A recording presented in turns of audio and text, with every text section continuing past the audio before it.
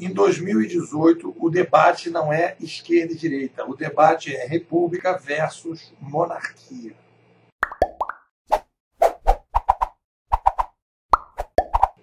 Existe algo fundamental que você precisa entender sobre a história, uma novidade sobre a história que eu trago nesse livrinho aqui, que é um representante, que eu lancei esse mês, que é um representante da Escola Canadense de Comunicação no Brasil.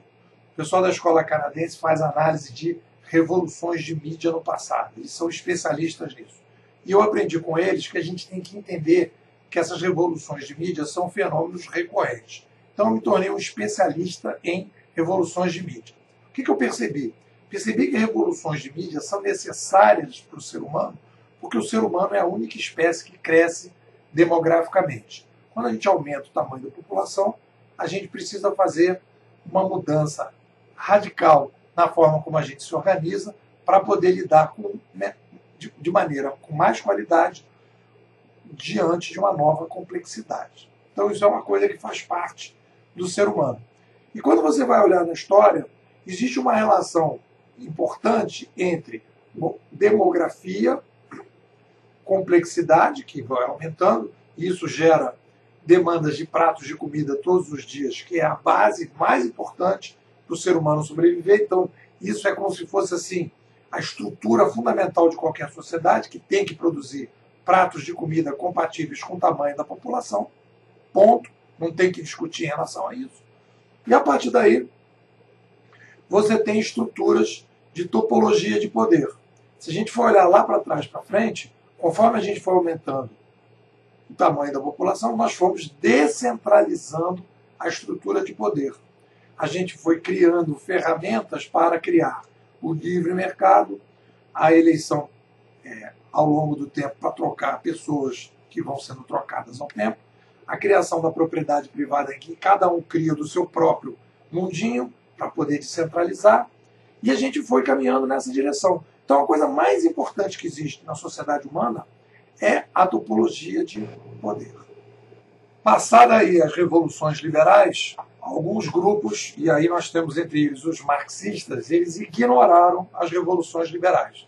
Eles consideraram aquilo tudo uma obra da burguesia, que existia uma luta de classe que movia a história, que o ser humano tinha os oprimidos e os opressores, e então que a gente precisava criar um modelo novo, que era um modelo de uma sociedade sem classes. Só que essa sociedade sem classes, que é a proposta do socialismo e do comunismo, é uma sociedade em que não há o debate da topologia de poder. Não é importante a topologia de poder, porque todas as pessoas que fazem parte dessa sociedade, melhor, uma sociedade baseada numa ideologia salvadora, todas as pessoas são boas, aquelas pessoas são honestas, aquelas pessoas não precisam de fiscalização de sociedade, não precisam de uma imprensa fiscalizando, não precisam de eleições regulares, porque são pessoas que vão se auto-organizar de uma maneira espetacular, completamente diferente. Tudo que aconteceu no passado não funciona para essa nova sociedade.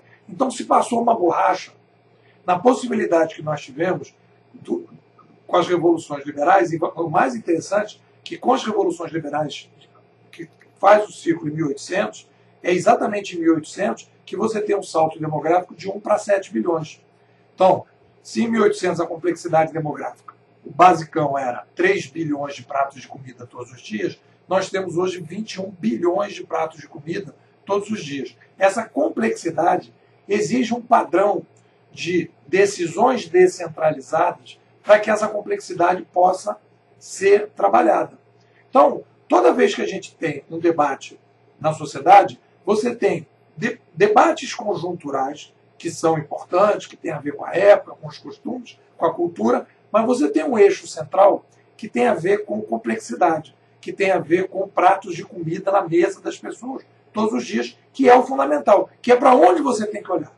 O resto é secundário, porque se não tiver comida, as pessoas vão passar fome, que é o que está acontecendo na Venezuela. Então, o que aconteceu? Todo o pensamento liberal que deu na República, que deu no capitalismo, que permitiu o aumento de complexidade e a descentralização, se acabou com a escravidão, criou patrão-empregado, criou a possibilidade do surgimento de empresas, criou a possibilidade da propriedade privada, que cada um cuida do seu negócio. Você descentralizou o poder. E foi exatamente isso que permitiu lidar com a nova complexidade. Se você tira essa base, que vai mudar muito agora com a chegada da uberização, da curadoria, mas não vou nem falar do futuro, mas se você tira do presente a república, você simplesmente volta para 1450. Você volta para as pré-revoluções liberais, que é o que aconteceu na Venezuela.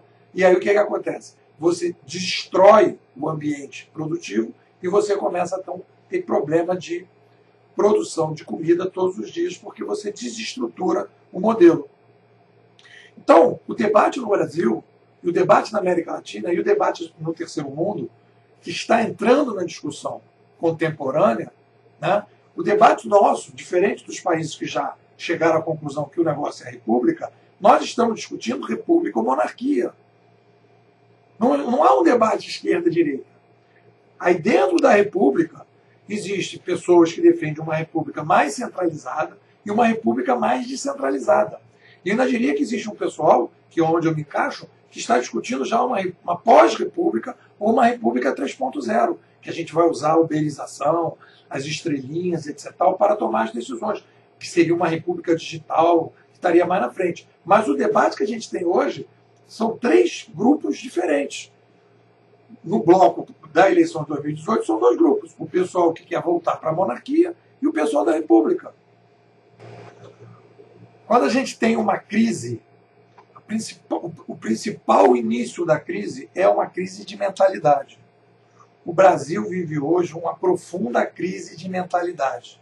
A nossa formação é uma formação católica, uma formação burocratizada, centralizada, né? Que nas últimas décadas nós tivemos uma forte doutrinação marxista nas escolas, nas universidades, nos meios de comunicação, que é dentro de uma estrutura que o Gramsci sugeriu, né, que seria melhor você fazer a cabeça das pessoas para convencer as pessoas que aquela sociedade, que tudo que está aí não presta e que a gente tem que criar uma sociedade igualitária, etc. A gente acreditou nisso, eu acreditei nisso, todo mundo acreditou nisso, a gente apostou nisso, né, e isso não funciona.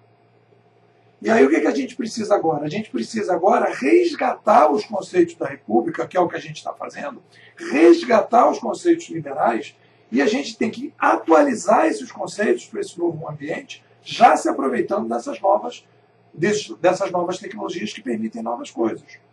Então, quando eu ouço o debate político no Brasil, as análises superficiais, que o pessoal fica, fulano é de esquerda, fulano é de direita, fulano, aí não sei do quê. Não.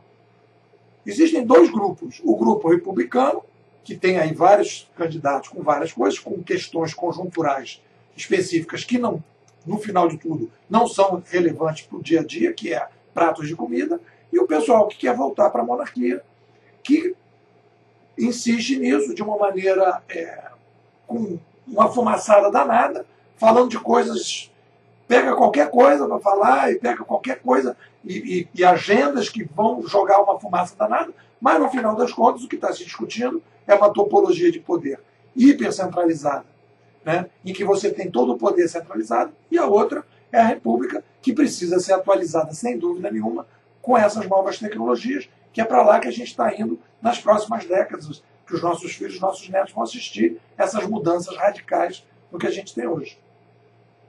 Então fica ligado aí quando se falar em esquerda e direita, porque a gente tem que se olhar para republicanos e não republicanos. E você vai ter que votar nos republicanos para evitar a volta da monarquia socialista comunista na América Latina. Fica ligado.